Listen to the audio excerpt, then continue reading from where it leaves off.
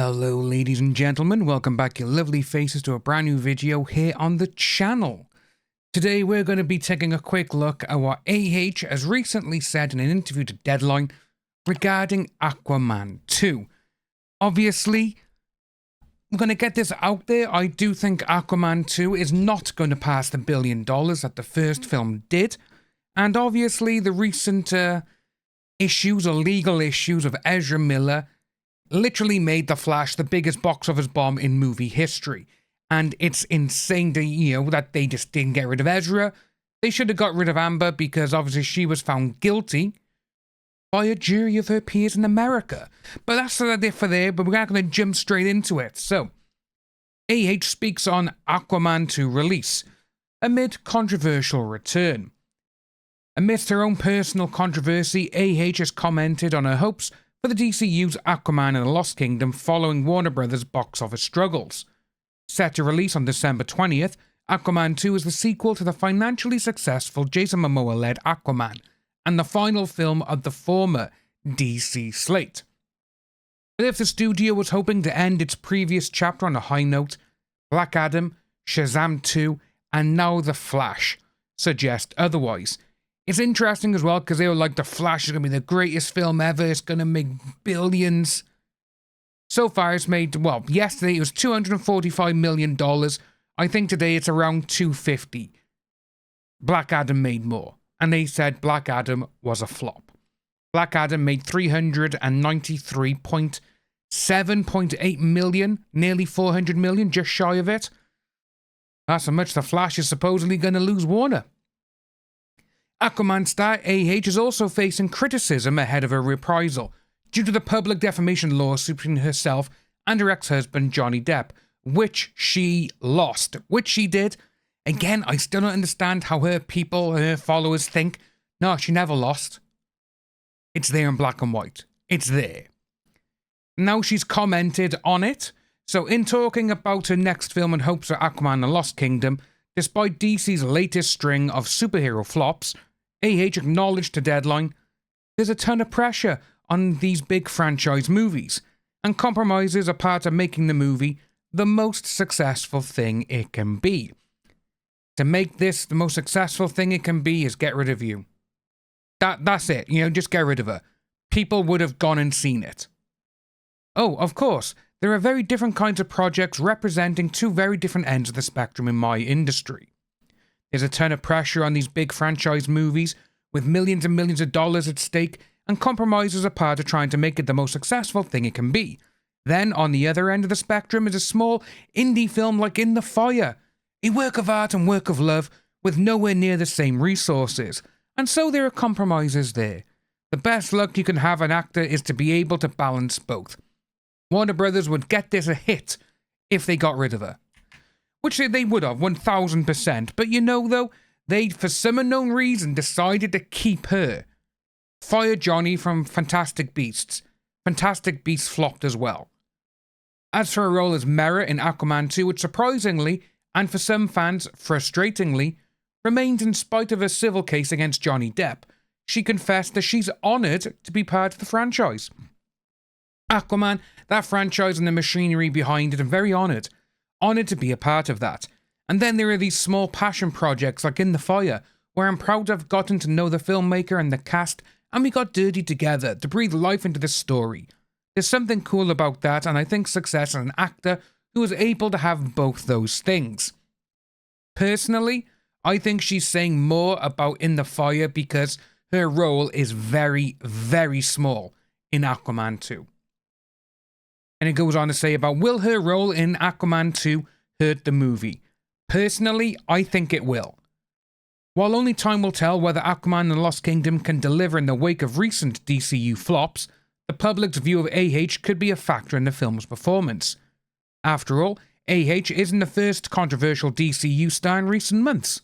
Ezra Miller's legal issues leading up to The Flash were equally public, leading some to believe they negatively affected ticket sales. They did. 1000% they did. Flash cost $220 million for the budget, another $150 on top for promotional, $370 million. It would need to literally make about $660 million just to break even. But it hasn't even made 260 yet, you know? It's absolutely insane that they still think, oh yeah, that Ezra wasn't a problem. Ezra was the problem. That's the reason why this film is flopping so hard. They brought Michael Keaton. People my age, we grew up with Michael Keaton. Michael Keaton is our Batman. We love seeing Batman on screen again. But Ezra Miller, the trouble that they've caused on the outside of the film, Ezra Miller should have been gone. He should have been sacked. But no, he stayed in Fantastic Beasts, didn't he? And he stayed with The Flash. Sorry for the interruption, folks. Just to let you know, I do have a gaming channel that I am currently trying to get to 10,000 subscribers. It would be great if you could consider heading over and subscribing. It is free for you, and it helps me out in the long run. Thanks very much, and enjoy the rest of the video. But they get rid of someone just because of, oh, we're going to believe what a newspaper wrote about a celebrity. Even though the Sun is literally just toilet paper. It's insane. While Miller's situation differs from AH's and she plays a supporting character, not a lead, the fact remains that she, like Miller, is a controversial figure and will be difficult to explain, not to mention market to fans. And here we go, which is exactly what we were just talking about. There's also the online conversation on why the studio swiftly nixed Johnny from Fantastic Beasts and recast Henry Cavill's DC role, all the while AH's presence remains. This is all more surprising in light of reports that DC has completely changed the plot, and Aquaman 2's own director James Wan admitted he's been making adjustments all along the way as the DC environment changes. At the moment, it seems like the studio is gambling on audiences not being swayed by her role. They are. They're going to see it and be like, oh, she's in it, I'm not going to see it. 1000%. Well, surprisingly, especially since the last gasp of the DCU needs all the help it can get, it's lost billions nearly, you know, it's absolutely nuts. It says that it's also worth noting that Aquaman 2 was filmed prior to the actress's legal backlash. Kinda yes and kinda no, because remember in court, you had her little legal advisor or the Hollywood fixer or whatever come out and say literally the entire plot of Aquaman 2. That's why James Wan had to go and make the adjustments. They're not going to say some little woman in court, she blurted out all of Aquaman 2. You know, they're not going to say that and say that's why they needed to change it. No, they're not going to say that because they need to try and save face. But literally, that woman and AH has ruined Aquaman 2. And that was a strategic plan from them because she hasn't got a full role in it anymore. Plus, it's unlikely that her mirror will continue into DCU Chapter 1 Gods and Monsters. But now it'll be interesting to see whether the fallout surrounding The Flash will lead the studio to blink on its Amber Heard gamble or ride out the storm with a focus on 2025's Superman Legacy. Yeah, it's interesting that they've still carried on with this because they got rid of Johnny, they got rid of Henry Cavill, they've even got rid of a few other people from these roles, but they've kept the troublemakers. Why? Again, is it because obviously Ezra is non-binary or whatever?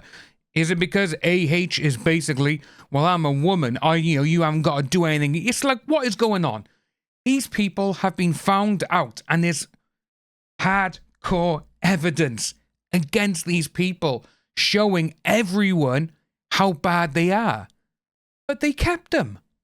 It's absolutely insane that they can just think, you know what, we're going to keep the troublemakers, even if it loses money, we'll just show them, oh, here's Ezra and Amber doing their horrible things. Oh, look, guys, look at these car keys over here. Don't pay attention to this. Look at these keys. That's what they've done. And it's going to ruin them. And to be honest with you, I'm glad. Because these people, they literally do not care about others now. This just goes to show. They don't care about working relationships. They don't care about actually helping people, actual victims. For The Flash, for Ezra Miller, that is literally rubbing the face of all the people Ezra has hurt, rubbing the film in their faces. Ha ha ha, look what Ezra did to you, but we still made the movie with him. That's what they've done. And it's absolutely disgusting. But ladies and gentlemen, that's what we got today. If you are new to the channel, please like and subscribe. hit that notification bell for future updates, and I'll see you soon.